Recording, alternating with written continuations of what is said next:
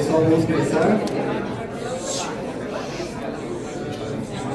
Primeiro, a gente quer agradecer pela presença de todos vocês. Para nós aqui são clientes, são parceiros que fazem parte da história da Savian. Então, todos são muito importantes. Até aqueles que não puderam vir, tudo que nós vamos fazer aqui hoje vai estar disponível no nosso site para depois vocês acessarem, reverem conteúdos. E aqui nós temos uma preocupação com algo que vai mudar a parte fiscal que nós conhecemos. E ao longo do ano foi soltado várias fake news aí, várias histórias, e criou-se muita ideia na cabeça dos empresários, né? E nós da Savian foi muito cautelosos quanto a isso. Então nós esperamos amadurecer mais o assunto para trazer uma coisa mais firme e forte para vocês, para conseguirem se adequar de forma correta. E hoje nós estaremos, aqui do meu lado, todos conhecem que é o Savian, né? Luiz Savian, e é um pai para mim, para muita gente aí, né? Então, assim, toda a história de Savian, a gente é muito grato pelo Luiz, e nesse momento, estar aqui com vocês também é muito especial, nesse evento no final do ano, e estamos com o Dr. Eduardo, doutora Edna, que irão tratar desse assunto, e caso também vocês tenham alguma dúvida, vai estar disponível para perguntas e respostas também. E também se bater uma fominha, lá no fundo, tem um pão de queijo, tem uma água, tem um café, vocês ficarem à vontade. Boa tarde a todos. O assunto a ser tratado, a reforma tributária, as alterações do imposto de renda que vai impactar com todas as pessoas. A palestra leva 1h40, 2 horas. No final, fica aberta a perguntas para vocês, para tirarem dúvidas. Espero que seja esclarecedora. E é um assunto que, nos próximos 3, 4, 5 anos, vai estar na cabeça de todo mundo que é empresário e trabalha no ramo contábil. A implantação da reforma tributária é gradual, mas começa em 1 de janeiro de 2026, então a gente tem que se preocupar com isso, ok? Sejam bem-vindos à palestra, que seja um sucesso, ok?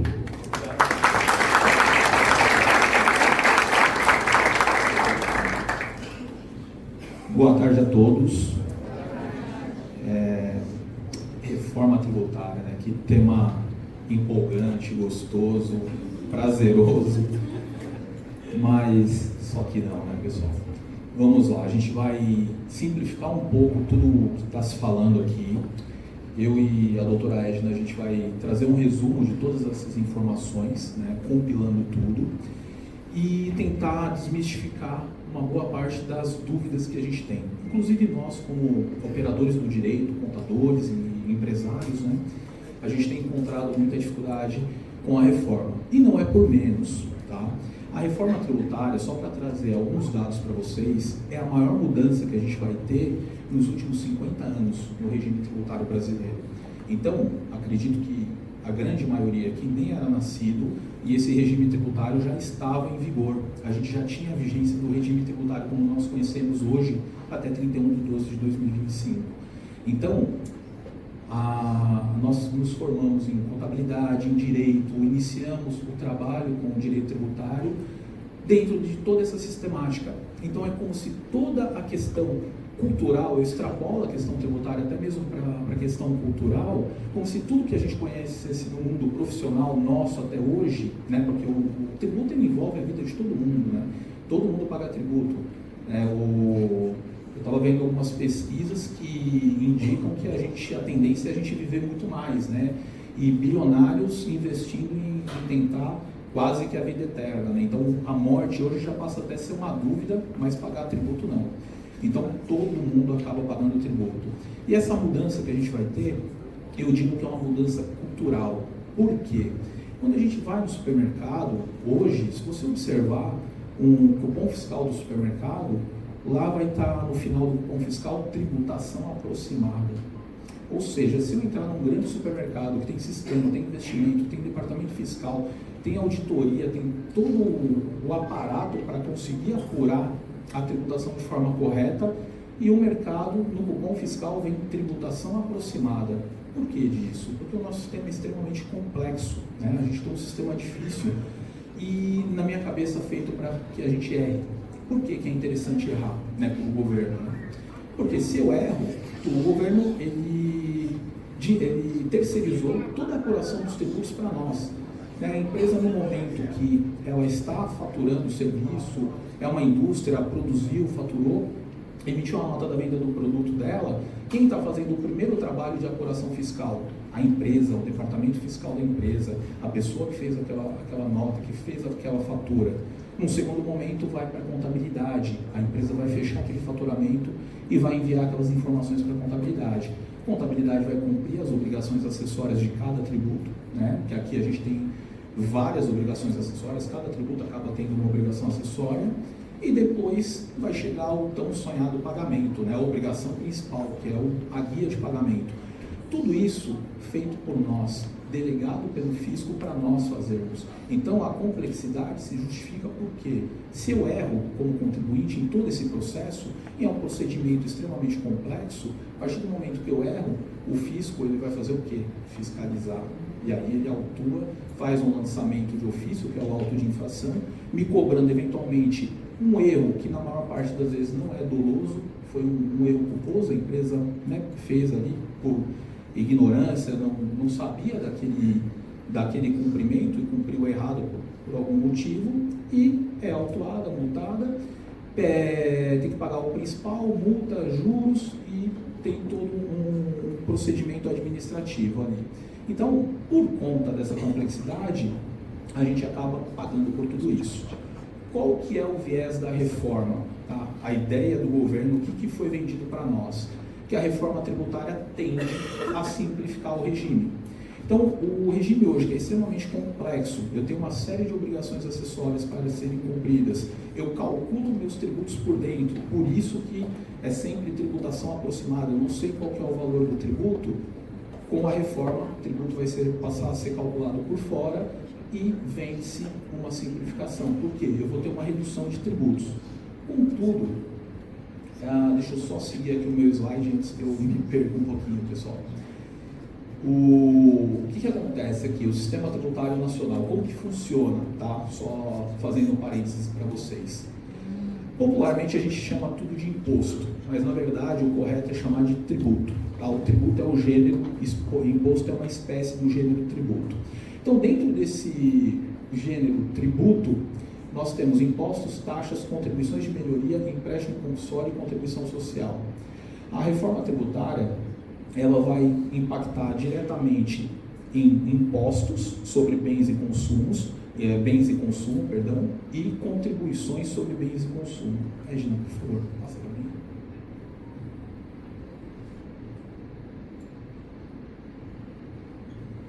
Aqui está o que eu me adiantei, né? O conceito da reforma tributária é a substituição de um sistema complexo, fragmentado e cumulativo por um modelo mais simples, transparente e alinhado às práticas internacionais, baseado no princípio do imposto sobre o valor agregado. Muito bonito isso, vamos explicar aqui, entender um pouquinho. Simplicidade. Qual é o motivo aqui da simplicidade? Atualmente, nós aqui, a maioria, pelo que eu estou sabendo, é prestador de serviço, né? Então, imagine o seguinte, prestador de serviço hoje dentro do estado de São Paulo, um exemplo. Digamos que eu estou sediado aqui na cidade de São Paulo. Eu prestei um serviço, dependendo em regra, a prestação do meu serviço é no local do prestador, mas existem algumas exceções dessa regra, que aí o serviço o ISS, o Imposto sobre Serviço, vai ser devido no local do tomador, mas digamos que a minha prestação de serviço seja devida no local do prestador. A regra, padrão.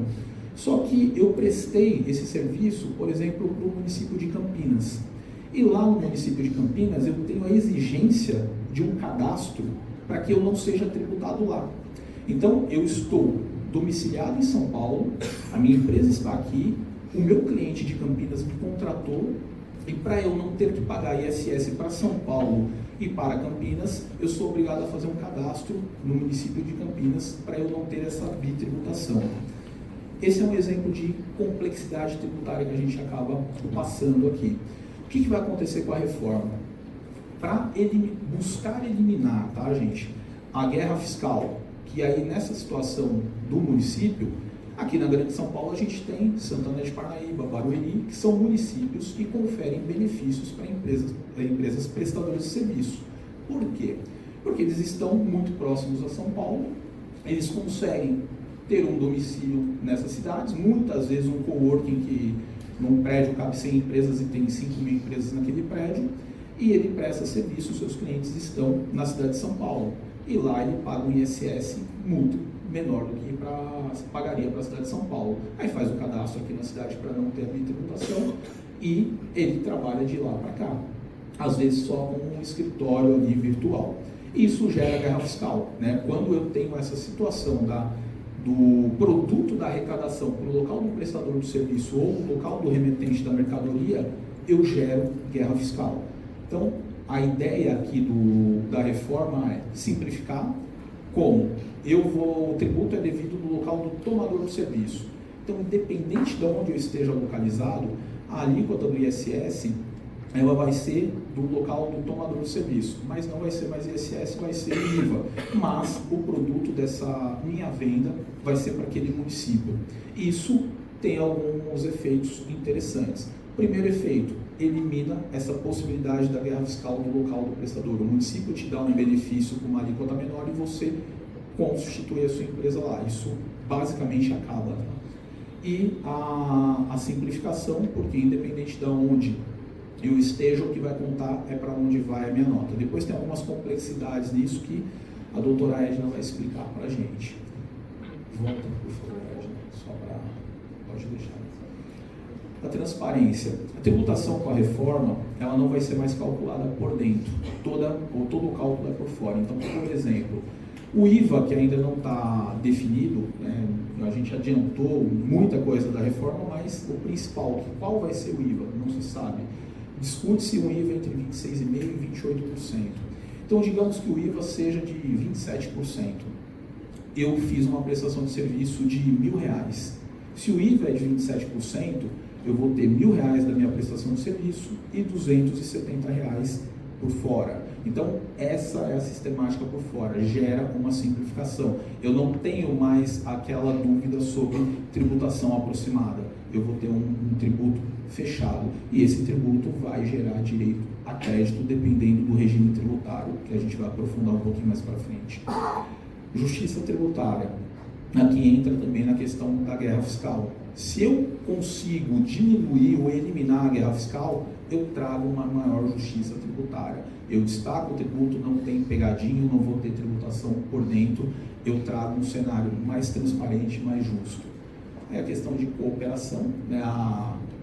As empresas elas passam a não ter, a ter uma questão de concorrência mais justa. Eu tenho ali, não tenho um diferencial na questão de tributação, né? Eu vou ter simplesmente ali a questão de eficiência da empresa. Defesa do meio ambiente, porque aqui o governo ele tende a tributar mais atividades que causem mal ao meio ambiente, prejudiquem o meio ambiente, então a gente tem um controle também. E princípio da neutralidade. O princípio da neutralidade é justamente a situação de não termos uma definição de onde eu vou construir meu negócio, o que eu vou fazer com o meu negócio por conta de carga tributária, como acontece hoje. Hoje a gente tem uma série de empresas que vão constituir plantas em Extrema, na região de Santa Catarina, por conta do quê? De benefícios fiscais. Prestadores de serviço, Santana de Parnaíba, Barueri, por conta do quê? Benefícios fiscais. Então, o que o governo busca aqui? Eliminar essa situação. Eu não posso ter o tributo como uma definição de onde eu vou constituir a minha empresa. Isso tem que ser qualquer outro fator, logística, infraestrutura, mão de obra, um polo industrial que se adequa ao que eu vou desenvolver no segmento da minha empresa, mas nunca o tributo. Se eu trago o tributo para ser esse fiel da balança, tem alguma coisa de errado. Então, aqui está o princípio da neutralidade. Passa para mim, gente. Passa todos já. Aqui são as normas que instituíram a reforma tributária. A primeira é uma emenda constitucional. Essa emenda constitucional é a 132 de 2023. Por que emenda constitucional? Porque a competência tributária está definida na Constituição. A gente tem 2 tributos que são extremamente complicados nesse processo de reforma tributária. O primeiro deles, ICMS, que é um tributo estadual, o Imposto sobre Circulação de Mercadorias e Serviços, e o ISS, Imposto sobre Serviços de Qualquer Natureza. ISS é de competência municipal e ICMS competência estadual. Por que é tão importante isso da emenda constitucional? Se eu não tivesse essa emenda autorizando que a União Federal ela definisse o IVA e basicamente ela controlasse toda a arrecadação que a gente vai ter a partir da reforma, a arrecadação sobre bens e serviços, os estados e municípios eles perdem autonomia sobre essa arrecadação. Então hoje, por exemplo, se eu estou na cidade de São Paulo, sou prestador de serviço aqui na cidade de São Paulo, toda a competência para cobrar, para legislar tudo que é feito sobre o ISS é de competência da cidade de São Paulo. Ela tem os procuradores para cobrar, ela toma todas as providências, tudo é regulamentado pela cidade de São Paulo. A partir da reforma tributária, o que vai acontecer? Eu vou recolher o IVA. Então, o mesmo exemplo, eu recolhi 27% a título de IVA. Esse valor que eu recolhi, ele vai para o comitê gestor da reforma tributária do IVA, e lá o CBS, que é a parte federal, vai ser destinada para o governo federal, e o restante, se a empresa é somente prestadora de serviço, vai ser destinado para o município correspondente. Então, o município ele acaba perdendo ali uma certa autonomia, ele perde o controle sobre isso. Ele ainda continua tendo autonomia para definir alíquotas, enfim, continua, mas a arrecadação ele perde autonomia.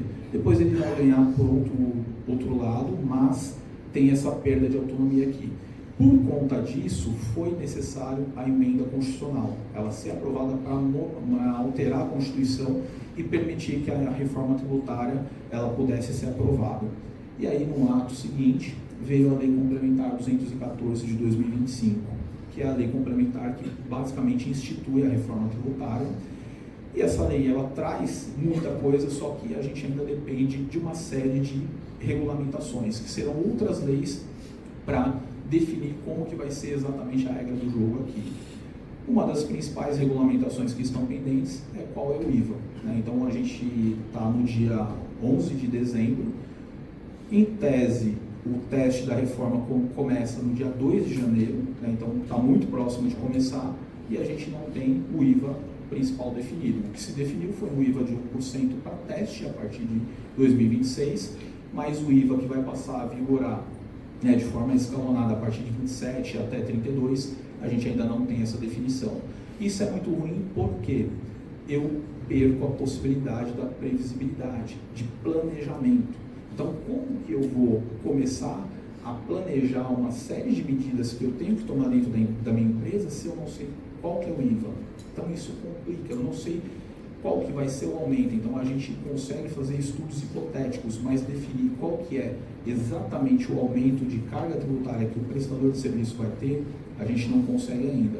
A única coisa que eu posso afirmar em relação à prestação de serviço é que vai aumentar a carga tributária. Depois a gente explica um pouquinho o porquê. E aí as demais normas são as normas que vão regulamentar. Pode abrir, né? Então aqui, gente, eu até brinco que parece uma piada isso daqui, porque a reforma ela trouxe a informação de que vai simplificar, né? Eu penso assim, se fosse para simplificar de uma forma interessante, muito vantajosa, eu diminuiria 5 impostos para 1. Ok? Aí é uma simplificação muito interessante. Aqui o que está acontecendo basicamente? A gente está mexendo em 5 impostos e trazendo para 3 impostos. Então não é uma mudança tão significativa, a gente não reduziu nem pela metade. Então o que acontece? PIS e COFINS. Basicamente, os contadores, advogados, todo mundo que trabalha com direito tributário, quando fala de PIS e COFINS, a gente não fala de forma isolada do PIS e de forma isolada da COFINS. A gente fala PIS e COFINS, lucro presumido 3,65, lucro real 9,25. É tratado assim. A ação de exclusão de ICMS da base de cálculo do PIS e da COFINS.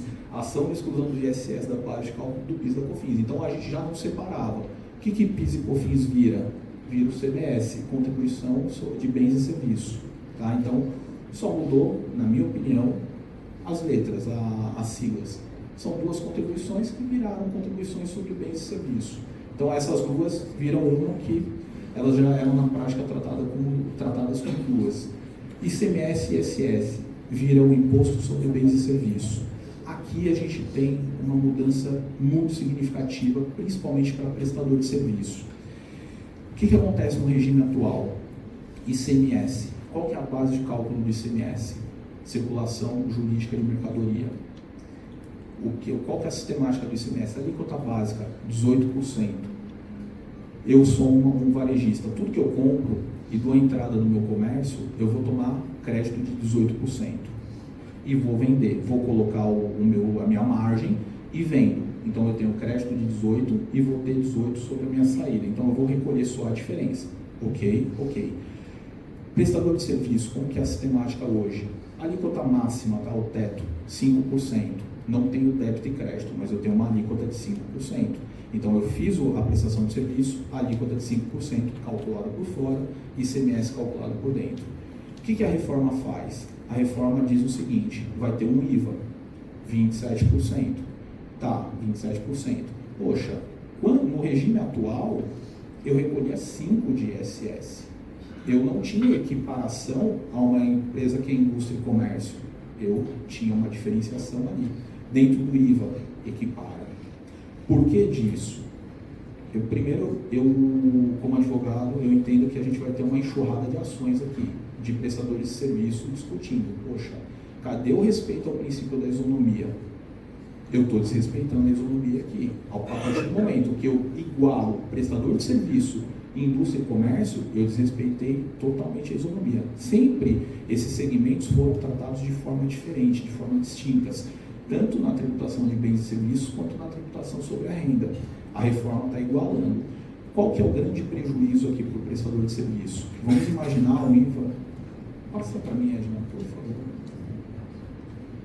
Eu vou dar um exemplo aqui. Vamos imaginar um IVA de 27%.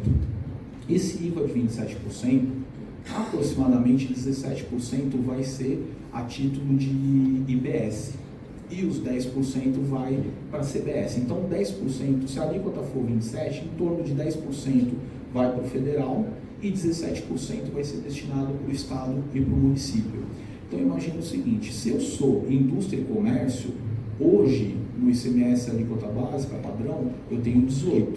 Vou pagar 17%, enfim, débito e crédito fica mais ou menos elas por elas. A gente vai ter um empate ali.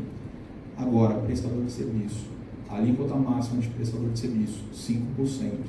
Se eu sou prestador de serviço puro dentro da reforma, um IVA de 27%, e eu não tenho benefício de redução de alíquota, eu vou subir de 5%, a diferença ali é 17%, né? 27%, 17% seria de IBS. Eu subo de 5% para 17%. Então, o grande problema da reforma está aqui. Por que está sendo feito dessa forma?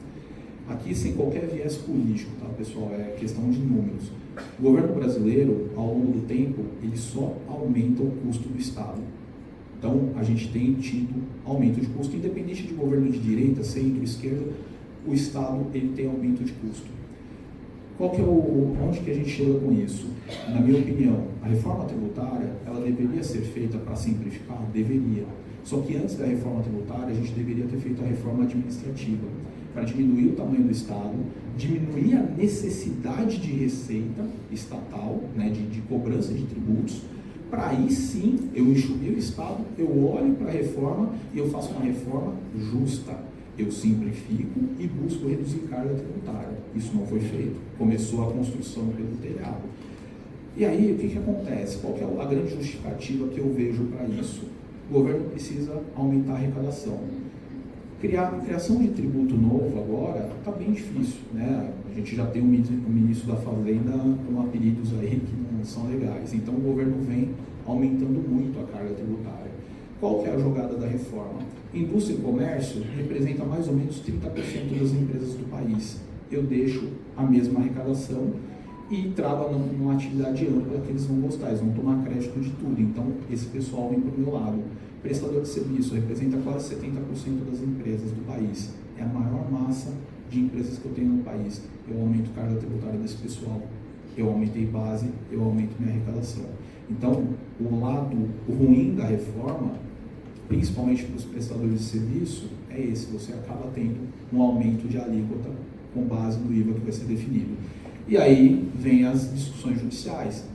poxa, eu desrespeito o princípio da isonomia. Eu igualei indústria, comércio e prestador de serviço. Ah, mas a não cumulatividade é ampla. Tudo que o prestador de serviço adquirir para a prestação de serviço dele, ele vai tomar crédito, vai ter direito a crédito. Hoje ele não tem. Só que qual que é o grande problema? Eu sou prestador de serviço. Escritório, o que acontece? Qual que é o grande insumo que eu tenho? Mão de obra. E acredito que todos os prestadores de serviço, o grande insumo é mão de obra. A gente não adquire material, é muito raro, é mão de obra. No meu caso, nem papel a gente compra mais, processo eletrônico, é tudo eletrônico. A gente está fazendo uma palestra aqui toda eletrônica. Então, o custo que eu tenho, internet, água e luz. E o grosso, folha. Folha não dá direito a crédito. Então, é um problema que a gente acaba tendo. E vamos ter que amadurecer sobre isso. Aqui, eu tenho uma linha do tempo sobre o que vai acontecer na reforma, né? 2023, a emenda constitucional, 132 de 23, e 2025, a lei complementar 214 de 2025. Aqui a gente tem os dois instrumentos legais que possibilitaram a reforma até o momento. 2026, fase de testes. Fase de testes, em tese, sem custo. Por que em tese sem custo? Porque eu tenho um IVA de 1% nessa fase de teste. Esse 1%, 0,9% vai para o CBS, parte federal, 0,1% IBS, parte municipal e estadual. Por que eu digo em tese sem custo? Porque se eu cumprir todos os requisitos legais do ambiente de teste, esse 1% ele não vai ser cobrado, ele não vai virar custo para mim. Só que se eu cometer alguma falha no momento desse ambiente de teste, aí esse 1% vai ser exigido. O que isso daqui nos indica? Que a partir de janeiro de 26, eu preciso estar de olho nas minhas apurações, eu vou ter indicação na nota, enfim, eu vou ter que cumprir uma série de obrigações para eu não ser penalizado aqui e ter que pagar mais imposto. Isso 2026. 2027, a gente tem a extinção do PIS e da COFINS. PIS e COFINS serão extintos, inicia-se a CBS em sua integralidade. Então aqui basicamente eu não tenho transição. Eu tenho o ambiente de teste em 26, 27 já vira a chave. Por que vira a chave do PIS e COFINS tão rapidamente? Pelo motivo que eu mencionei no início. PIS e COFINS já eram dois tributos administrados pela União Federal. Basicamente eu mudei a sigla, sistemática de débito e crédito, né, não atividade ampla, não muda muita coisa. E o principal motivo de ter essa transição muito rápida é que eu tenho a questão do controle só da União. Então toda a arrecadação do CBS não tem que fazer distribuição. Eu não preciso de sistema para distribuir essa receita. Já vai tudo para a Receita Federal. Então o sistema está pronto. A parte do IBS é um pouquinho mais complicado. A parte estadual são 27 unidades federativas, então o sistema tem que dividir para 27 estados. Se eu vendo para o Brasil inteiro, é o produto dessa arrecadação, 27 estados. Só que município, eu não me lembro o número exato de cabeça, só que são mais de 5 mil municípios. Então imagine o tamanho do sistema, você emitir uma notinha aqui de 200, 300 reais de prestação de serviço para qualquer município. O comitê gestor vai receber esse dinheiro e vai ter que segregar isso e mandar para os municípios. Então aqui a gente tem uma complexidade técnica para que isso seja feito. 2028, o cenário de 27 se repete, então a gente tem uma maturação, não tem nenhuma mudança em 2028, e aí em 2029 começa a transição do ICMS, do ISS para o IBS. Aqui em 2029, a gente tem uma questão importante, principalmente para prestador de serviço. Em 2029, a gente já vai ter um aumento de carga significativo. Por quê? Imagina que o IVA ele é de 27%. 17% é a parte do IBS. Tá? O que em 2029 a gente vai ter? A gente vai ter a redução de 10% do ISS que eu pago hoje. Então, se o meu ISS é de 5%, eu vou reduzir 0,5%. Né? 10% eu vou pagar 4,5% a título de ISS. E eu aumento 10% do IBS. Só que a parte do IBS é 17%. Se eu aumento 10% de 17%, eu estou aumentando 1,7%. Então, praticamente eu tripliquei, eu reduzi em meio e aumentei 1,7. Tem uma diferença aí de 1,2. Então, já começa o acréscimo de carga tributária em 2029. E aí, nós vamos de forma sucessiva até 2032, reduzindo 10% de ISS e aumentando 10% de IBS, e assim gradativamente. Se eu não errei a conta, a gente vai chegar 10, 20, 30, 40. A gente chega em 2033 com 40%, pagando 40% de ISS e pagando, a gente paga 60% de ISS e 40% de IBS. E aí tem a virada de chave de 32 para 33. Aqui os números, eles dão um boom de carga tributária. A gente tem em simulações que a gente tem feito no escritório, principalmente com o prestador de serviço, nesse momento de 32 para 33, a gente tem um salto da carga tributária por conta que você zera esse resíduo de ISS e aumenta o IVA de uma vez, ali de 32 para 33, muito mais significativa. Qual que é a questão aqui? Planejamento. Entender qual que é o impacto ano a ano e se preparar para isso, tá, gente? Uma das alternativas aí que a gente tem discutido com algumas empresas é pejotização. Eduardo, pejotização vai gerar ação trabalhista. Sim, pode gerar ação trabalhista, isso é um fato. Só que a gente tem alguns pontos a nosso favor aqui. Primeiro ponto, a discussão de PJ e PJ, de contrato PJ, está no STJ para definir se a justiça competente para análise é a Justiça do Trabalho ou a Justiça Civil. Se o STJ definir que é a Justiça Civil que é a competente para isso, fica 50-50. Então, muito provavelmente o juiz civil ele vai fazer valer o que está escrito no contrato, diferentemente do juiz trabalhista que rasga o contrato e usa a CLT. Então, é um ponto que pode ser a favor. Outro ponto que é a favor, se eu tenho, 100 pessoas dentro da minha empresa que eu posso transformar em PJ, para esses PJs emitirem nota para mim e eu ter direito a crédito e diminuir minha carga tributária.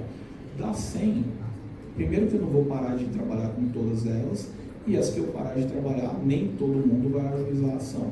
Tá? Ainda que todo mundo ajuize a ação, eu posso ter uma vantagem tributária, por quê?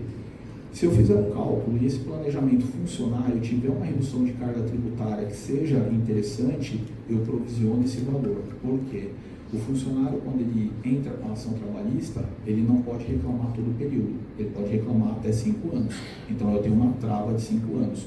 O benefício tributário que eu posso ter aqui com isso, é um benefício tributário por tempo indeterminado. Se a empresa durar 30, 40, 50 anos e o regime tributário ele durar mais 50, 60 anos, eu acabo tendo esse benefício por todo esse período. Então, às vezes, vale o risco, né? A questão de estudar e calcular. Em 2033, aqui a gente, só para finalizar, a gente tem o fim do ISS, toda a transição. Para quem é contribuinte de ICMS também, o ICMS é extinto. A notícia que é boa, tá? Se tiver alguma empresa que seja comercial, né? E seja contribuinte de substituição tributária, em 2033 a substituição tributária ela morre, tá? Então aí a gente tem a extinção da substituição tributária que acaba sendo interessante. Aqui a estruturação, né, de como que vai funcionar o IVA dual, né? O IVA dual é essa alíquota que eu estou mencionando aqui a título de exemplo de 27%, CBS federal, IBS estadual. Imposto seletivo, eu não comentei até agora, mas só para a gente passar um pouco aqui pelo imposto seletivo. Muita gente tem comentado que o imposto seletivo ele substitui o IPI. Não é uma verdade, tá, gente? O IPI continua existindo. Só que o governo ele fez uma manobra. O que ele fez com o IPI? Ao invés dele extinguir o IPI, ele trouxe o IPI para alíquota zero. Por que isso é interessante? Porque se eu quiser aumentar, o governo quiser aumentar o IPI, basta mudar a alíquota. Eu não eliminei ele. É a alíquota zero. E o imposto seletivo, também popularmente conhecido como imposto do pecado. Então aqui é o imposto para aqueles produtos que podem fazer mal à saúde. Salgadinhos, cigarro, bebida. Então, como é o imposto sobre os produtos que dão prazer, né? Gordura saturada, embutidos, essas coisas que são interessantes que a gente gosta. e aí passa a ser imposto seletivo e tem uma alíquota mais alta. A estimativa do governo, né, que a gente vem comentando aqui, é uma alíquota entre 26,5% e 28%, tá? CBS de 8,8% e IBS de 17,7%, aqui os números mais exatos. Aqui, basicamente, é o que é a estimativa do governo. O governo federal, ele bateu que ele precisava de 10%, né, porque o lucro real é 9,25%, 3,65% não tem direito a crédito, então o governo federal ele fez o lobby e falou, olha, eu preciso de aproximadamente 10%, 11%. Aí estão chegando nesse número de 8,9%. Os estados disseram o seguinte, eu tenho uma alíquota de CMS de 18%, quanto mais próximo de 18% eu conseguir, eu fico feliz. Municípios ficaram quietos, a minha alíquota máxima é 5%, chega em 18%, 17%. Está ótimo, então eu como município fico quieto aqui que eles estão resolvendo e eu vou ganhar. Então foi isso aqui a discussão. Aí aqui tem toda a estruturação, tá? A doutora Edna vai falar um pouquinho dessa parte, que é mais operacional, de nota, enfim, e a praia dela, e acredito que vocês também queiram tirar dúvidas aqui. Ah, pessoal, e quem tiver dúvida no final, enfim, a gente abre aqui, fiquem à vontade.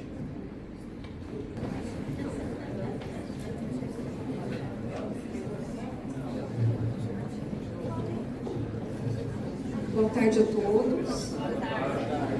Preparados? Agora essa parte minha? Então vamos lá. Bom, eu só quero voltar um pouquinho o que o Dr. Eduardo falou e eu acho super importante, tá? Tá ruim? Não, tá ótimo. Eu acho importante a parte dos testes agora a partir de 1º de janeiro. Então existe muito essa questão de como que vai ficar na prática. Por quê? Existem as notas técnicas que estão estruturando toda a parte da nota fiscal, a parte do IBS, CBS, e existe uma dúvida muito recorrente de todo mundo.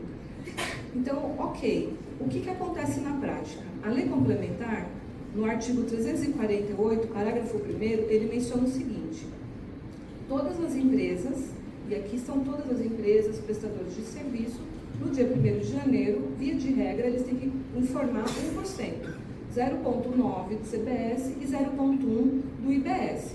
Até aqui, ok. Aí, o que acontece nessa prática? A nota técnica, ela é uma norma inferior. Quando a gente pega lá aquilo que o Dr. Eduardo explicou, então a gente tem a emenda constitucional, tem a lei complementar e tem as demais normas. A nota técnica, ela está inferior. Ela não pode regular a situação de impedir a empresa, né, de deixar de emitir nota fiscal. Então, o que aconteceu na prática? A nota técnica, a versão 1.33, ela revogou o campo do IBS e CBS para implementação futura. Isso não quer dizer que as empresas que estão já se adequando ao sistema não teriam que emitir. Por quê? A lei complementar, a 214, no artigo 348, parágrafo 1º, não foi revogado. Então, a partir de 1º de janeiro, continua obrigatório ter o campo, né, de 1%, mas se a empresa não conseguir se adequar a tempo, ela não vai ter problema de emitir a nota. A nota continua saindo com os outros campos, porém, existe um problema de passivo aí. O que é essa questão de passivo? Ah, tudo bem, a empresa não conseguiu colocar o valor do 1%.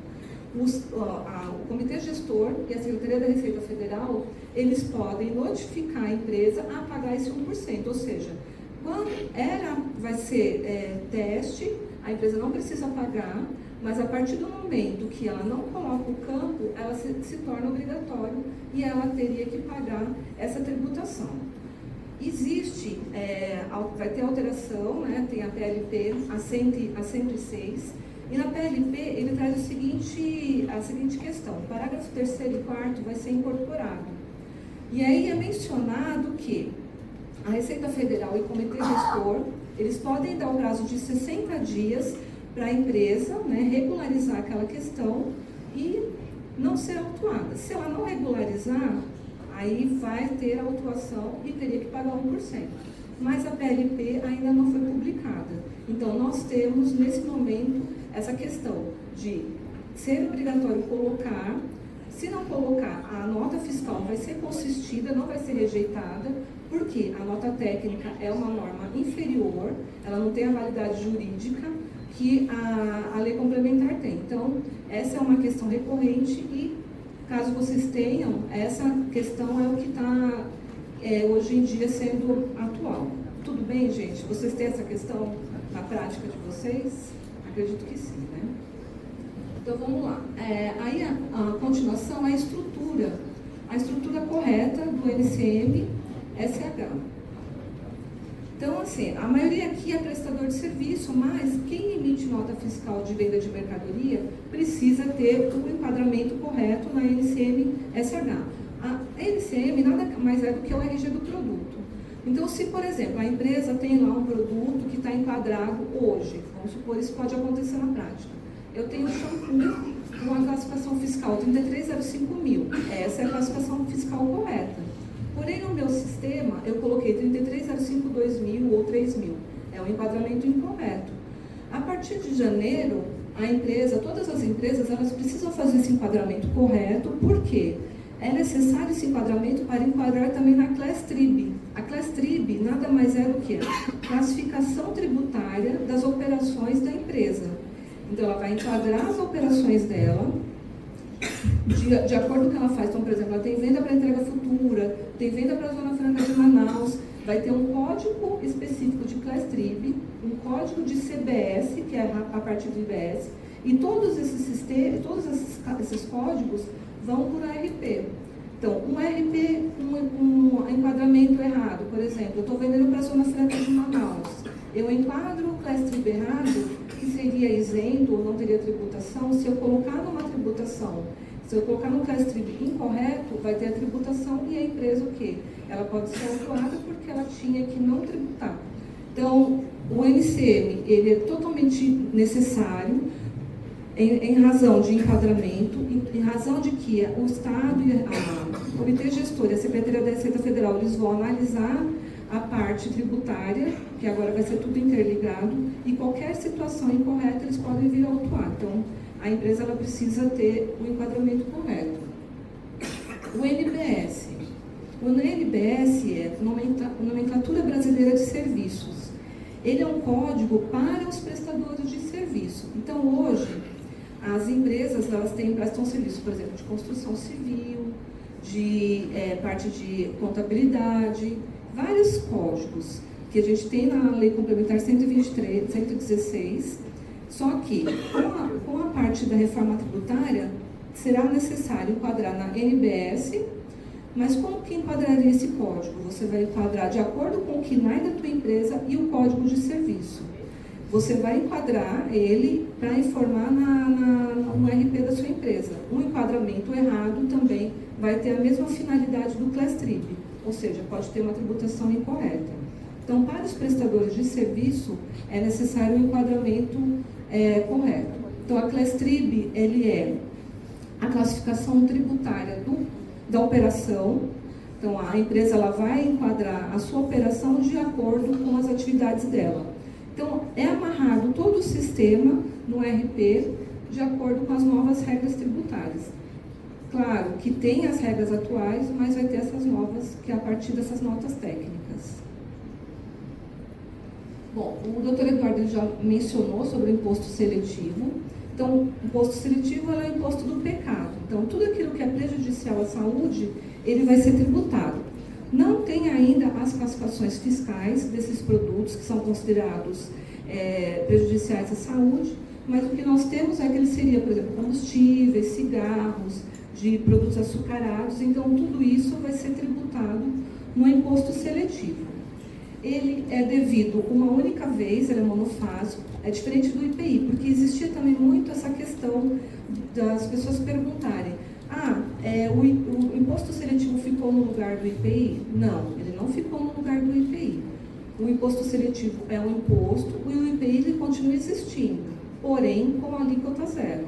Ele vai, a partir de 2027, vai ser zerado, mas ele continua existindo e em determinadas situações ele vai poder ser tributado, até no máximo, acima de 6,5%. E o imposto seletivo, ele não tem direito a crédito, também é um ponto importante. Pode passar. Bom, o IPI, como eu mencionei, ele é um tributo federal, né? Ele vai continuar existindo. Então, tinha muito essa dúvida se não existiria mais, mas ele continua existindo.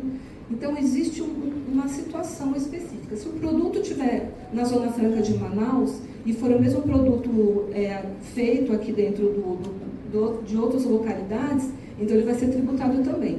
Se não for essa situação, ele vai ser zerado e vai sair uma nova tabela de incidência do IPI até o final do ano que vem, por conta dessa tributação do IPI. As regras atuais, elas continuam da mesma forma, o imposto por fora, então não tem nenhuma novidade, somente essa parte de tributação.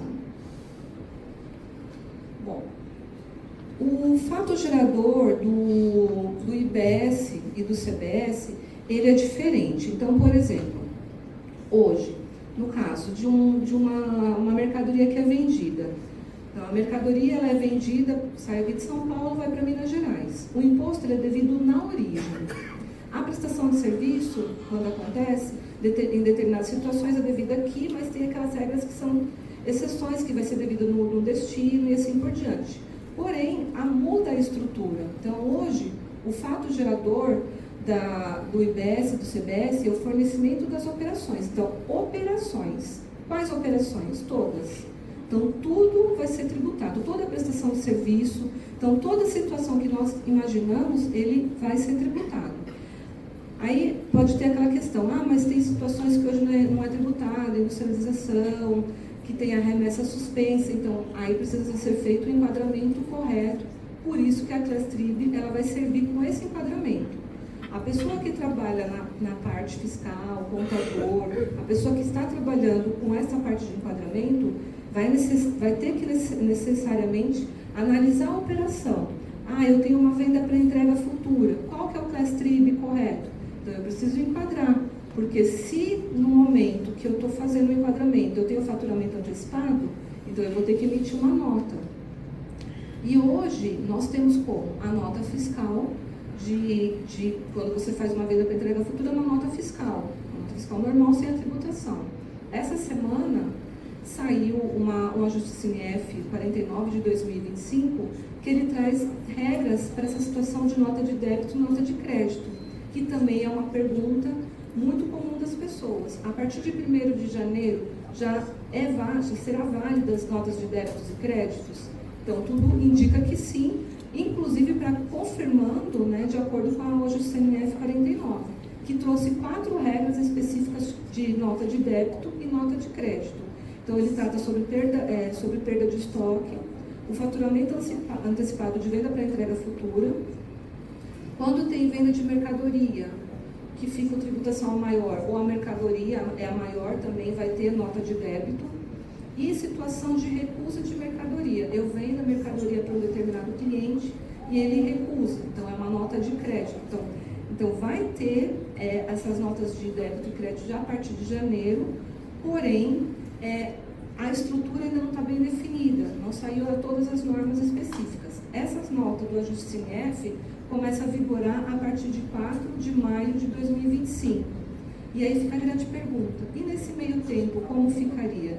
Então, provavelmente vai ser as 2 regras de ICMS, do ISS e a parte do comitê gestor. Então, vai ser misturado.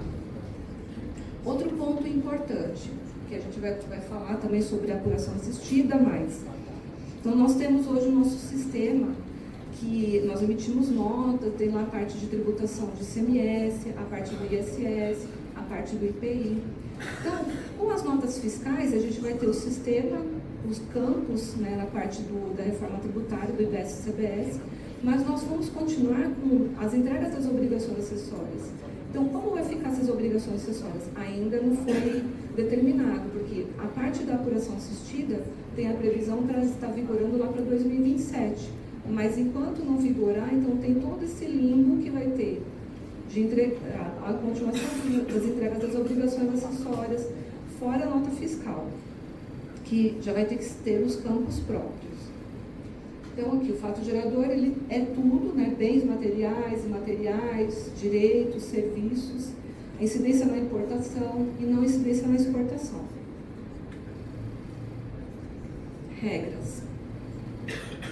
Então, o local do pagamento vai ser destino, que é diferente do que acontece hoje, que é na origem. Então, vamos supor que existe lá a prestação de serviço lá em Jundiaí. Então, vai ser lá a parte de prestação de serviço. E aí vocês podem questionar, a alíquota vai ser qual? Vai ser a alíquota do Estado mais a do município.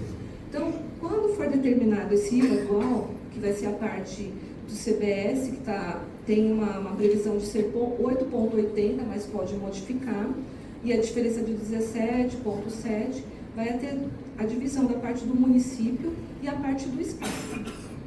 E como os municípios eles vão determinar essa regra?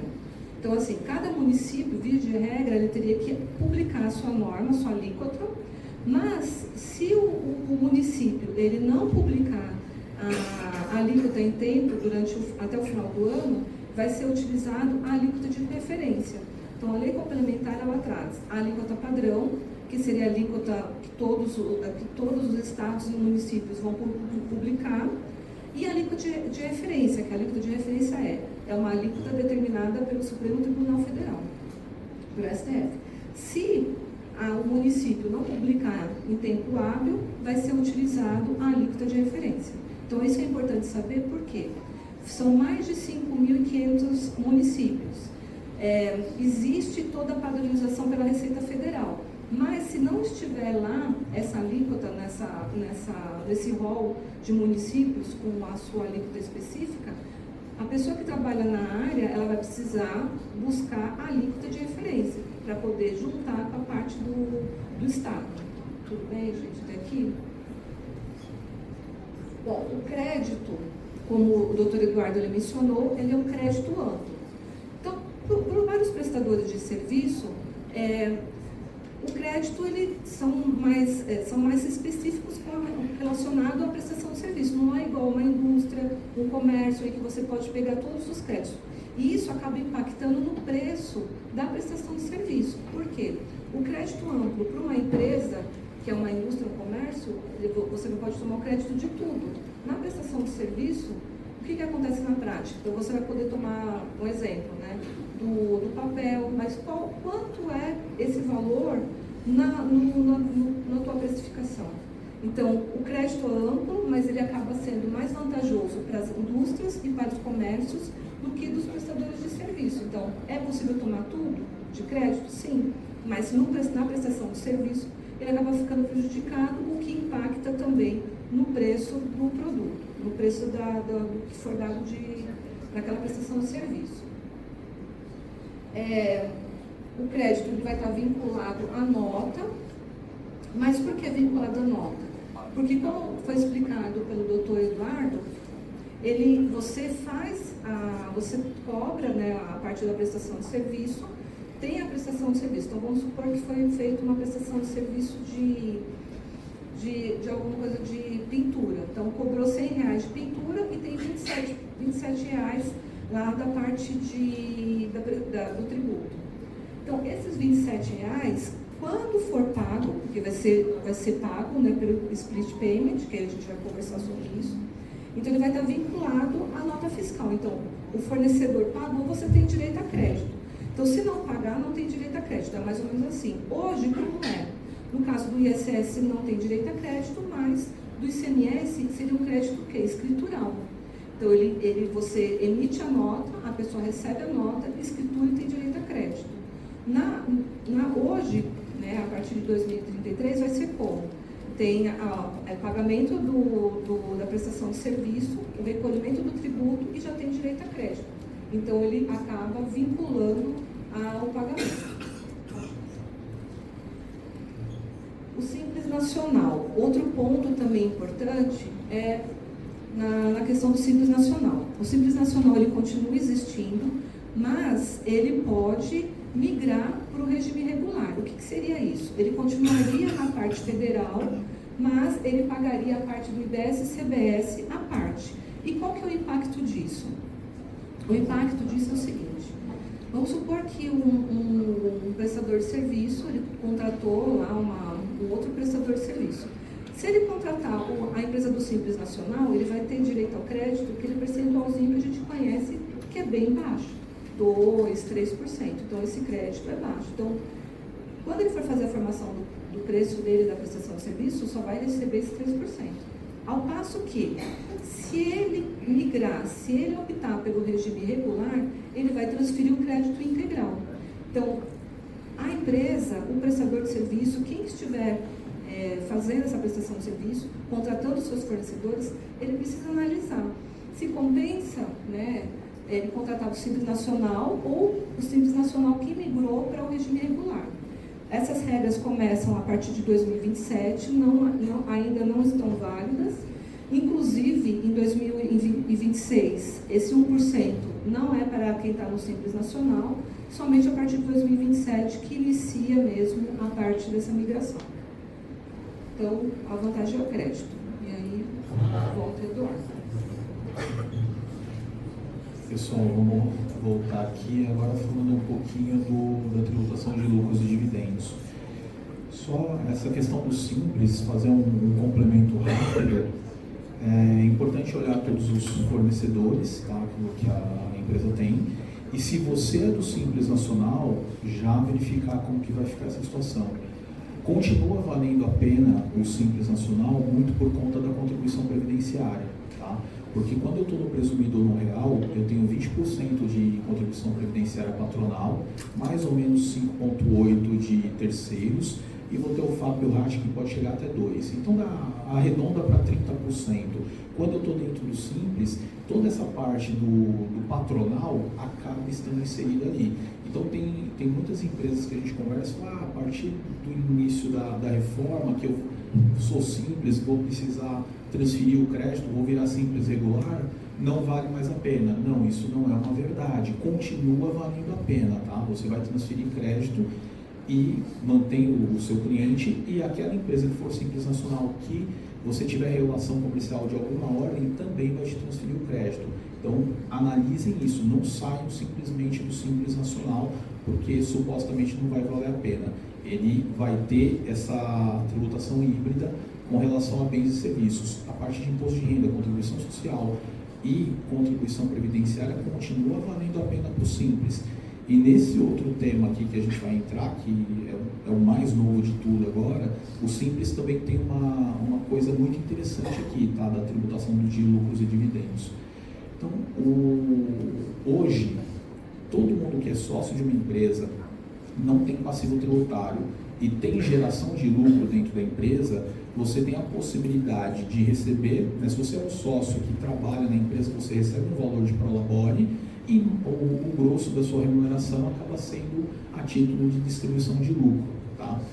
A distribuição de lucro, até 31/12/2025, ela é isenta. Então, a gente pode distribuir qualquer valor de lucro sem ter qualquer tipo de tributação. Eu não tenho tributação de imposto de renda. Esse é o cenário atual. Eu tenho isenção, aí vai fazer a declaração do ajuste anual, vou dizer que eu sou sócio da empresa, que recebi a título de distribuição de lucro, e eu não tenho tributação, código 09, lucros e dividendos recebidos. Passa para mim. A partir de 1º de janeiro de 2026, o que muda aqui? A gente teve a publicação da lei e a partir de janeiro de 2026 a gente vai ter a tributação sobre lucros e a distribuição de lucros e dividendos acima de R$50 mil. Aqui a gente tem alguns pontos que são importantes, tá? Dentro da lei está dizendo que eu vou ter retenção de 10% do pagamento de um CNPJ para um CPF. Então eu vou dar um exemplo aqui que vai ficar claro para vocês. Imagina o seguinte, eu recebo uma distribuição de lucro de um CNPJ, que eu sou sócio, de R$70 mil. No momento que eu for receber essa distribuição de lucro de R$70 mil em janeiro de 26, eu vou sofrer uma retenção de 10%. Então, R$7 mil vai ficar retido pela empresa e a empresa vai fazer o repasse desse imposto de renda retido na fonte para a Receita Federal, como acontece hoje com quem é CLT. A partir desse momento, eu vou fazendo o ano inteiro de retenções. Se é linear, eu recebo todos os meses uma distribuição de lucro de R$70 mil de um único CNPJ, eu vou ter uma retenção de 10%. Isso vai ficar guardado quando eu fizer a minha declaração de ajuste anual, aí vai ter as deduções. vai se apurar o percentual correto que eu tenho de imposto de renda a pagar e essas retenções elas vão fazer frente a isso. Se elas forem suficientes ou mais do que suficientes, eu tenho a restituição, tenho a devolução. Se for insuficiente, aí eu tenho que complementar. Esse é um ponto. Aí eu tenho um outro exemplo aqui. Eu posso receber os mesmos R$70 mil, só que de 2 CNPJs. Por exemplo, eu sou sócio do CNPJ-A e sou sócio do CNPJ-B. O que vai mudar? Eu recebo R$35 mil de cada CNPJ. Eu não vou ter retenção. Por que isso é importante? Eu não vou ter o imposto retido de 10% no momento que eu recebo, porque está abaixo de R$50 mil. Contudo, quando eu for fazer a minha declaração de ajuste anual do imposto de renda, eu vou compor toda a renda e a minha renda oriunda de distribuição de lucro é R$70 mil. Eu vou ter imposto a pagar. Tá? Por que isso é importante? Semana passada eu recebi um questionamento no escritório que foi o seguinte: Eduardo, eu tenho uma holding que é sócia da minha empresa operacional e eu, na minha pessoa física, também sou sócio da minha empresa operacional.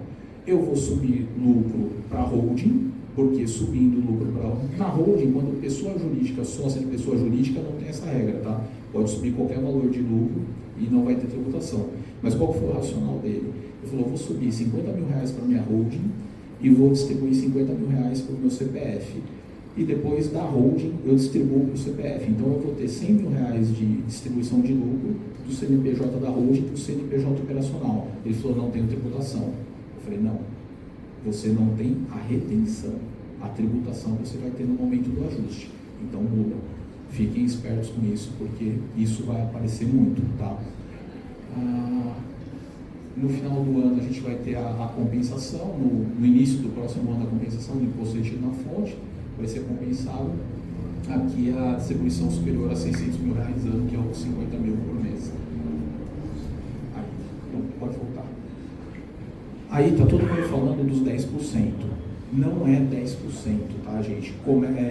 Passa a ser 10% acima de R$1.200.000 no ano. Então, eu tenho os 10%, o teto é a partir de R$100 mil por mês, R$1.200.000 no ano. Como que funciona isso daqui? Tem essa fórmula que está na lei. A fórmula, como que a gente vai chegar no percentual? Eu pego o rendimento que eu tive no ano inteiro, então eu fiz um exemplo aqui de R$720 mil no ano, né? Eu vou pegar esses 720 mil, vou dividir por 60 e vou subtrair 10. Eu cheguei numa alíquota efetiva de 2%. Então, o que é 10%? 10% é retenção se eu passar de 50 mil por mês de distribuição de lucro. Só vou ter tributação efetiva de 10% se eu atingir R$1.200.000 por ano de distribuição de lucro. Deu para entender a diferença? Ok. Então, comece em 2% aqui. Aqui tem uma questão importante, o redutor. O que a lei está dizendo também? A lei ela disse que a gente tem somado a alíquota de imposto de renda, adicional de IR e contribuição social, dá um total de 34%. O que a lei ela diz? Ela diz que se a tributação da pessoa jurídica, juntando com a tributação da pessoa física, ultrapassar esses 34%, eu tenho um redutor para limitar em 34%. A gente não tem exatamente a regulamentação de como vai funcionar isso. O exemplo que eu posso dar, que é, claro, lucro real. Lucro real, eu faço as deduções, aí eu vou chegar no lucro tributável antes do imposto de renda da contribuição social. Então, imagina que a minha empresa fechou com lucro de R$1 milhão. Esse R$1 milhão eu vou tributar os 34%. Então, se eu tributei os 34% aqui, basicamente eu não tenho tributação da pessoa física, porque eu já cheguei no teto. Mas, digamos que o meu lucro, ele foi, não bateu esses 34%. No lucro real vai ser difícil não bater isso, né? Mas, se eu não bater esses 34%, aí eu tenho um imposto de renda aqui para pagar na pessoa física. Nos próximos meses, a gente deve ter uma portaria da Receita Federal delimitando como que vai funcionar essa regra do redutor, mas está dessa forma na lei. 34% regra geral das empresas, aí o 40% para seguradoras e capitalização e algumas instituições financeiras, e bancos 45%. Então, esse tipo de empresa tem uma tributação diferente, né? Aumenta ali a tributação de imposto de renda e contribuição social para elas. Aqui a questão do Simples Nacional. O que acontece no Simples Nacional? O Simples Nacional ele foi instituído por uma lei complementar, a Lei Complementar 123 de 2006. O artigo 14 da Lei Complementar 123 de 2006, ele determina que a distribuição de lucros de empresas optantes pelo Simples Nacional são isentas de tributação do IR, não tem tributação. Qual que é o problema, Eduardo? Mas essa lei nova mudou. Sim, a lei nova mudou, só que a lei nova é uma lei ordinária, a lei do Simples é uma lei complementar. Explicando rapidamente, tecnicamente, lei complementar, ela depende de um quórum qualificado para aprovação. E lei ordinária é maioria simples. Então, a lei complementar ela é mais difícil de ser alterada. Em regra, eu não poderia ter alteração de um artigo da lei do Simples Nacional por uma lei ordinária, porque a lei do Simples Nacional ela tem qualidade de lei complementar. Qual que é a discussão que a gente vai ter aqui? Que empresas optantes pelo Simples Nacional que distribuírem lucro acima de R$50 mil por mês, elas não deveriam reter e esse sócio não deveria ter que pagar esse imposto de renda. Então essa vai ser a discussão do Simples Nacional. A grande questão é a empresa do Simples Nacional ter lucro acima de R$600 mil para distribuir ali no ano, mas se tiver essa situação, ela tem uma briga judicial interessante aqui para não pagar esse adicional, tá? Então, seria esse o ponto aqui. Doutora Regina, obrigações acessórias. Obrigado, pessoal.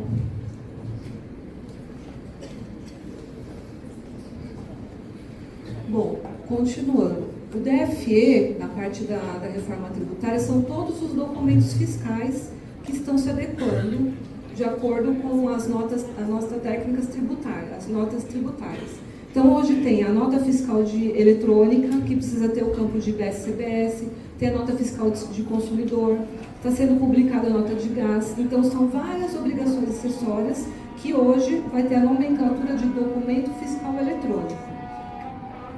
Então, vai ser dessa maneira que vai ser a nomenclatura para as empresas.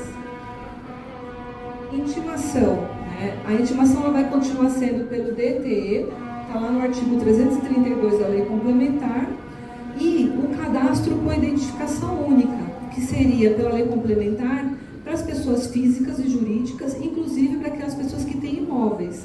Então, vai ser obrigatório, né, de acordo com a Lei Complementar, ter um cadastro com identificação única, que seria para quem seriam os contribuintes do regime regular, né, que estão de acordo com a reforma tributária. O REF é o regime especial de fiscalização. O que seria isso? Então, vamos supor que uma empresa ela não está conseguindo entregar a obrigação acessória, ela tem algum tipo de sonegação, ela tem algum tipo de vício, né, referente às obrigações, entregas, ou que a própria Receita Federal ou o Comitê Gestor entende que tem algum ponto de atenção, eles vão automaticamente colocar essa empresa nesse regime especial de fiscalização. Então, eles vão analisar a estrutura, as entregas e colocar essa empresa nesse regime especial de tributação. Maiores detalhes ainda vão ser publicados com a lei complementar, com a parte da regulamentação do IBS e do CBS, mas os detalhes vão vir na frente. Mas quem tiver nesse tipo de estrutura de empresa vai ficar nesse regime especial de tributação. Deixa eu passar. O split. Então, o split é um mecanismo que está sendo criado, né? A SERPRO já está elaborando, já tem algumas empresas que estão nesse regime piloto, e que o conceito seria o seguinte: é um mecanismo em que o imposto devido na operação é automaticamente separado. Então, vamos supor, eu vou lá no banco, eu vou pagar a minha fatura. Então, automaticamente esse sistema ele vai repartir a parte que seria do produto, né, da prestação de serviço, né, que o preço que você está pagando, e a parte da tributação. Então, automaticamente, você paga e o sistema separa. Então, o split payment seria isso. E ele pode dividir em duas situações. Pode passar. E o governo, ele separa o valor, ele manda a parte do tributário, fica com ele, dividindo entre a Receita Federal e o comitê gestor, e o do fornecedor, do prestador, vai para a pessoa. Então aqui vai ter o split inteligente e o split simplificado. O split inteligente é a questão, você vai, paga lá por Pix, por cartão de crédito, o valor, e o governo separa automaticamente o que é do fornecedor e o que é dele, da Receita Federal. E o simplificado. O simplificado é quando o adquirente é um contribuinte do IBS-CBS no regime regular. Né? O regime regular vai ser a denominação que as empresas vão ter nesse regime. Então, tem hoje, por exemplo, quem está no ICMS, a pessoa que está no regime de apuração, cada estado tem a sua nomenclatura de regime, mas para a parte da reforma vai ser regime regular. Pode continuar isso. Então, nesse caso do simplificado, o que vai acontecer? Será publicado um percentual como se fosse uma substituição tributária. Esse valor vai ser utilizado, né, para poder pagar nesse simplificado. Então, ao invés de ser 26,5%, a Receita Federal e o Comitê Gestor eles vão ajustar um percentual fixo para quando for um não contribuinte do IBS-CBS, o fornecedor já fazer o recolhimento. Então, vai ter as regras, vai ser publicado ainda o percentual, a gente não sabe qual vai ser, e aí vai ser dessa forma. Quando for não contribuinte, ao invés de ser o percentual do IVA dual normal, 26% a 28%, vai ser determinado pela Receita Federal e pelo Comitê Gestor percentual. E aí a gente começa a entrar na parte da apuração. Então, hoje, né, todo mundo aqui, nós entregamos as obrigações acessórias, então tem o SPED, o Sistema Público de Subtração Digital. Então, lá tem a parte da parte do ICMS, IPI, EFD Contribuições, então, são várias obrigações acessórias que os contribuintes, eles estão sujeitos, e quem é da área contábil precisa entregar.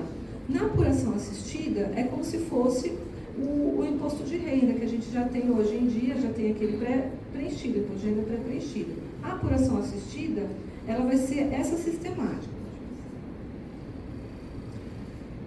A SERPRO ela já está elaborando a formatação de como vai ser essa estrutura da apuração assistida. Então, vai ser tudo interligado.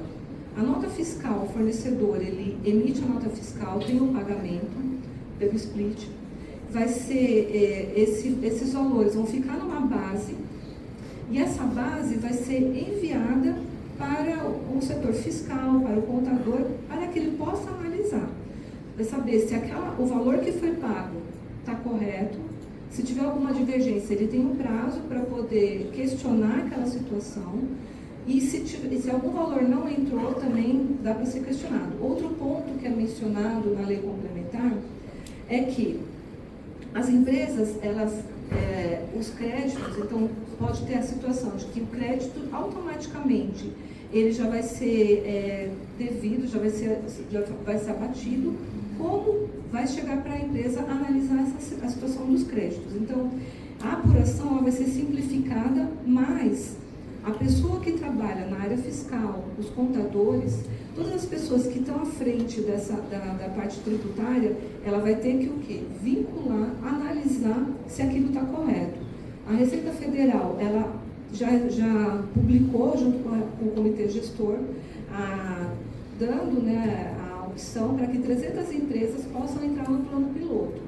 Ainda não tem a formatação, só tem 300 empresas que solicitaram a possibilidade de entrar nesse projeto piloto, e a previsão é de que vai estar para os demais contribuintes em meados de 2027.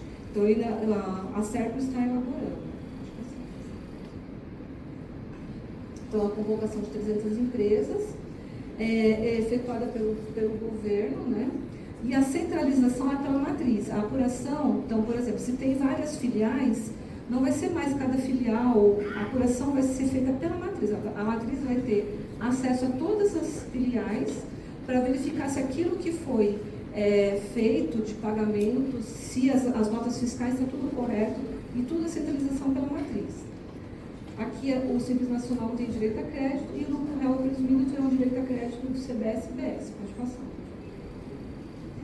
Esse daqui é um ponto importante no tocante, que eu falei logo no início, da parte do IBS e do CBS em 2026, que é mais ligada à parte do ICMS, está tendo uma discussão das 27 unidades da federação, e o que seria essa situação?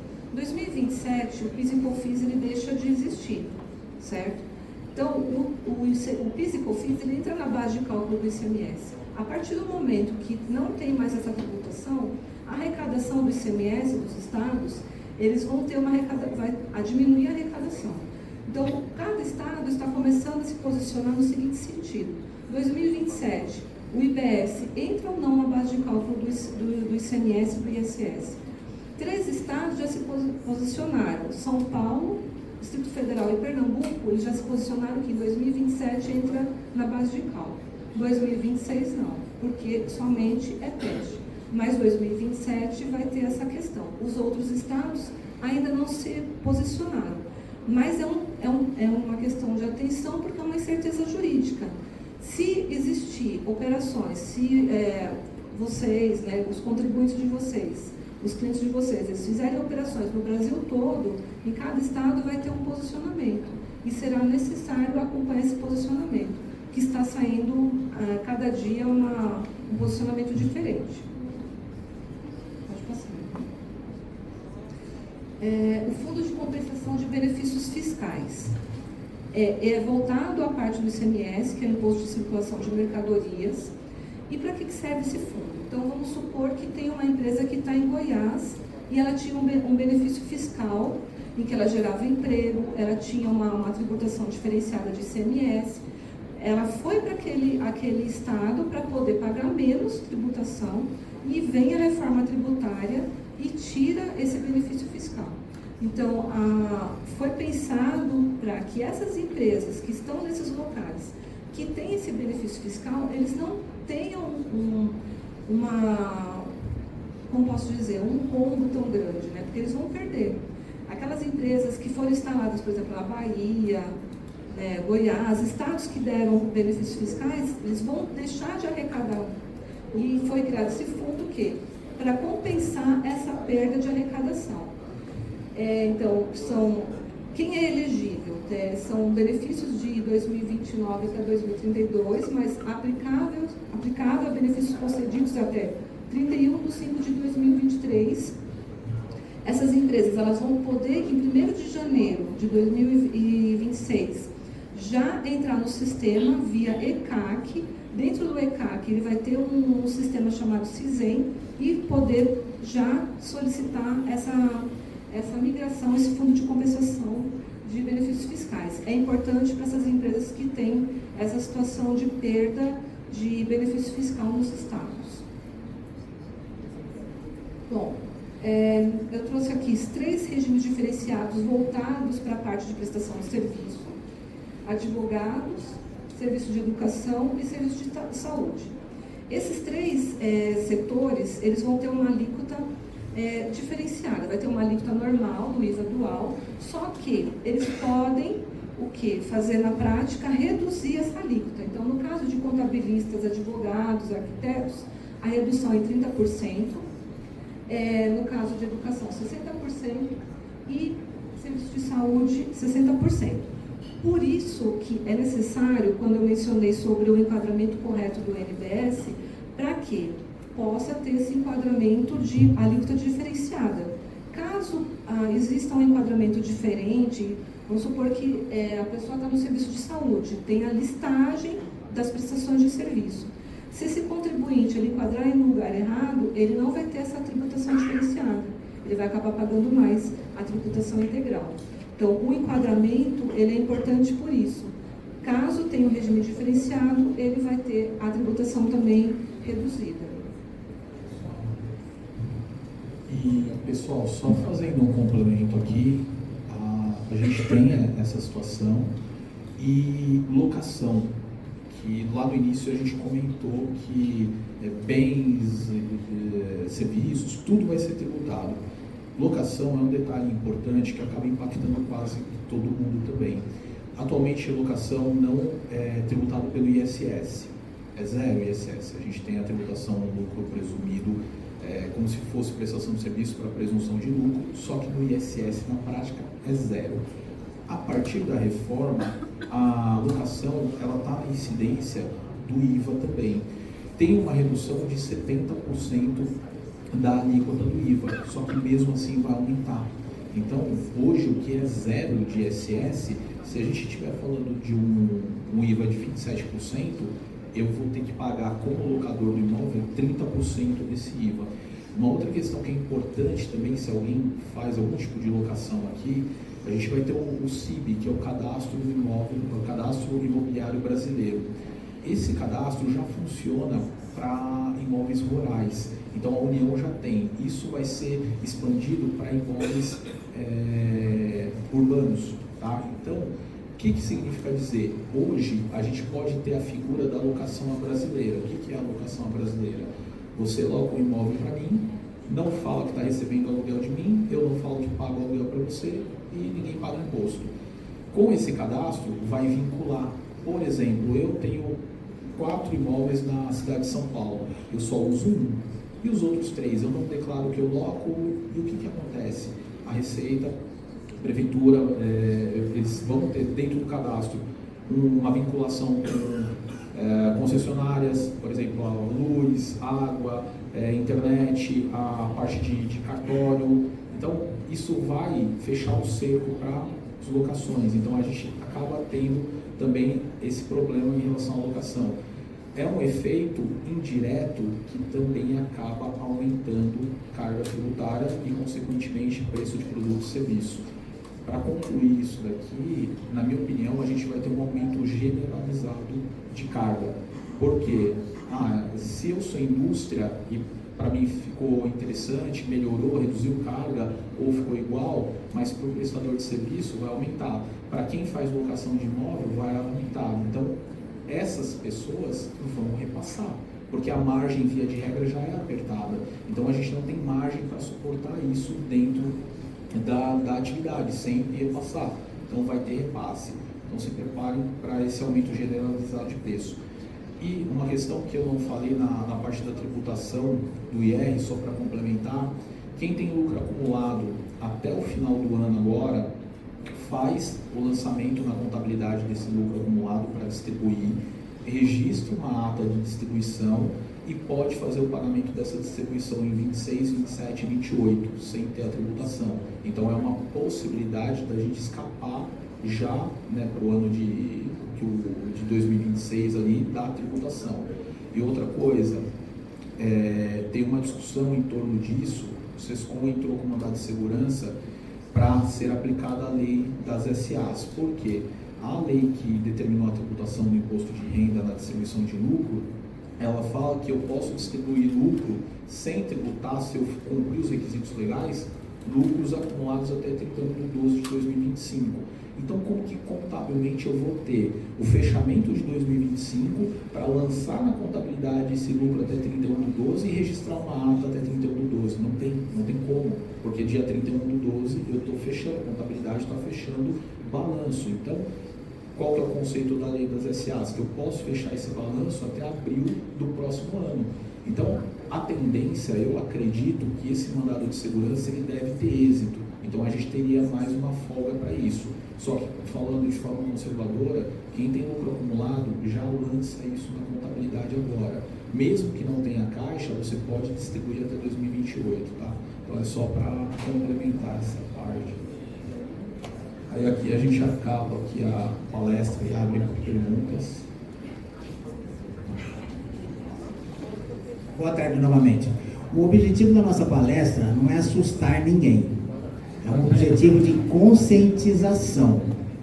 Está implantado a tributação no Brasil, ela vai ter aumento tributário, isso não vai afetar as empresas em 26, mas a partir de 27 realmente vai ter impacto. Então, todos que estão presentes, são empresários, são funcionários, a conscientização que nós estamos passando, o regime tributário no Brasil alterou, ok? 26, mas não alterou nada, ótimo. 27, 28, 29, acabou a brincadeira. Vai ser um regime muito mais sério. Então, o objetivo da nossa palestra não é assustar ninguém, é conscientizar todos os nossos clientes. A nossa equipe está sendo super preparada para poder atender. O que tem de fake news nas redes sociais, pessoal, deleta a rede social. Teve uma informação, confirma com a gente. Não vai para, vou virar hold, esquece. Tem toda uma regra para ser seguida. Pega uma planilha, vamos desenhar o melhor caminho para todos e juntos vamos chegar no melhor resultado. Então, sem precipitação, em 26 o impacto vai ser muito pequeno, ok? Mas tem que ter consciência que está implantado e não vai voltar atrás, tá, pessoal? Vai mudar o governo, vai entrar a direita, vai entrar o centro, não vai mudar, está implantado, não tem mais volta. Então a palestra, o objetivo nosso está aqui esta tarde, é para conscientizar todos que está implantado, não cai em fake news, não tem milagre, a regra vai ser igual para todos. Você emitiu uma nota, não recolheu imposto, não gerou crédito na outra ponta, no mês seguinte você não presta mais serviço lá. Tá? Então é ótimo, a reforma tributária, para quem está a fim de trabalhar, ela é maravilhosa.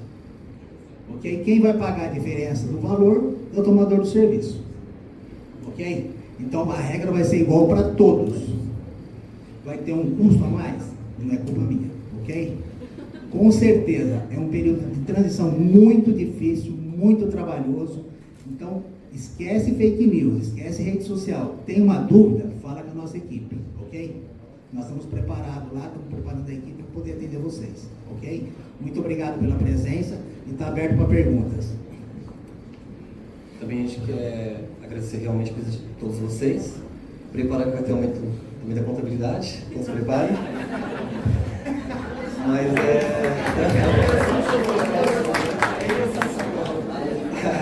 a gente vai conversando com calma com vocês. Mas o que o Luiz falou é bem relevante realmente, vocês têm que ter essa consciência mesmo, porque tem muita informação rodando por aí. E esse encontro que nós fizemos agora, a gente vai tentar repetir ele mais e mais vezes, para que tenhamos mais informações, junto com o pessoal da Duarte, para participarem também. Agradecemos bastante também aos outros aqui, muito obrigado. Palmas para eles aqui.